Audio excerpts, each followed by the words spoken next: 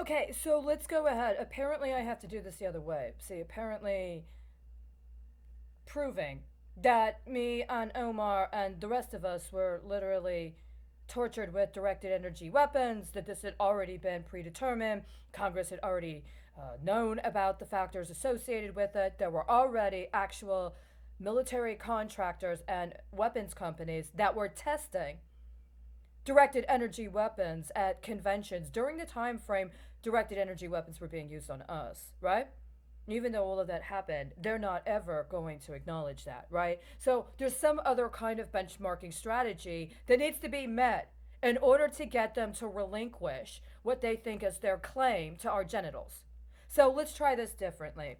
Executive Order 11850, renunciation of certain uses in war of chemical herbicides and riot control agents. Is that more appropriate?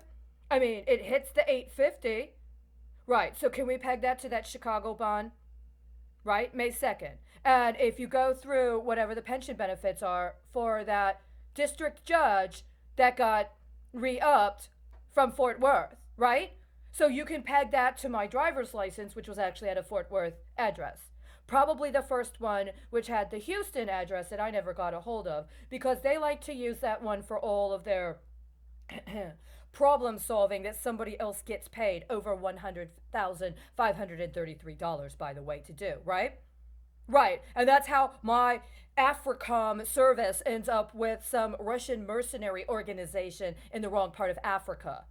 Right. And nobody acknowledges that I contacted the Department of Justice about securities fraud involving one part of Africa, while presumably there was an Ebola vaccine being distributed in another part of Africa, not by Russian mercenaries, right?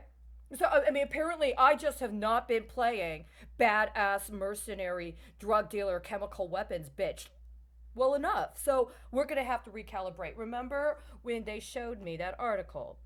Both Carlos and Omar showed me that article. Actually, everybody was talking about it. There was an article, I believe, in the Chicago Tribune, and it had this memo.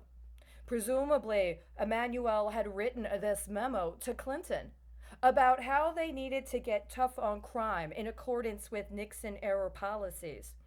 See, at the time, we didn't understand that we were already required to meet benchmarks in somebody else's political campaign strategy. Nobody there knew that's what that was about. We thought it had to do with potential evidence that there was an intent to engage in certain actions politically that might violate the Constitution, including the constitutional rights of the people we were dealing with. And that if they were going to go through with a so called get tough on crime strategy, while there were these investigations, including criminal investigations into the most favored candidates' financial relationships, and there was the whole thing with the E-Verify and the detentions and the lack of due process, right, in 2008.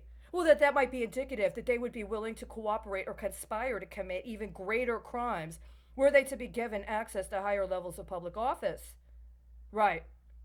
But what I didn't know is that all these years later, after they had intentionally laundered all of that, yeah, right, that was supposed to go through the Department of Defense in order to deal with counter narco trafficking and to deal with CBRN, that instead somehow that got flipped to the State Department to be offset with claims of Medicare fraud that ended up making their way years later into military assistance to the Ukraine.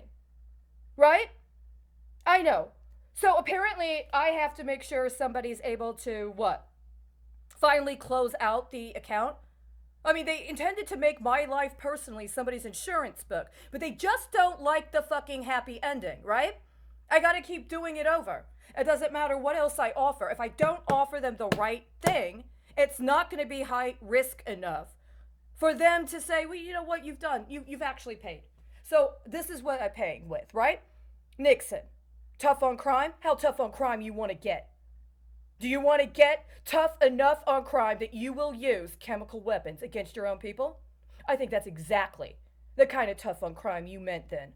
It had nothing to do with healthcare. It had to deal with what kinds of chemical derivatives are you going to be able to weight at what level of risk And they justify local law enforcement expenditures as a way to offset liabilities associated with deployment abroad. Right.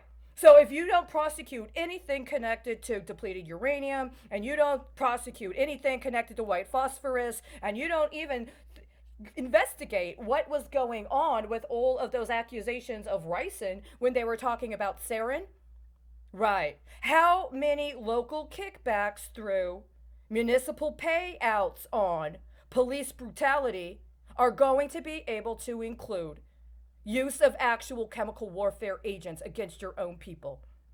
No, you're never going to pay for what you did to Syria. You're never going to pay for what you did to Afghanistan. You're never going to pay for all that health care you didn't give to those people who returned from Vietnam, or what you did in Japan, or what you did in Kuwait, or what you did in Iraq, what you do every fucking day. No, you're going to wait till they shut up and just get microchipped, and a couple people are going to get paid out enough for you to say, well, I already paid. We already paid. You're the one that hasn't paid, right? Yeah, well, there's plenty more Nixon, and they didn't cover that. And that's mine, right? I want every person associated with that campaign acknowledged as any debt closed out today, and I want formal charges for human trafficking and racketeering brought against everybody that had any dividend income associated with any stocks pegged to those green bonds for the last 15 years. There's no statute of limitations on this.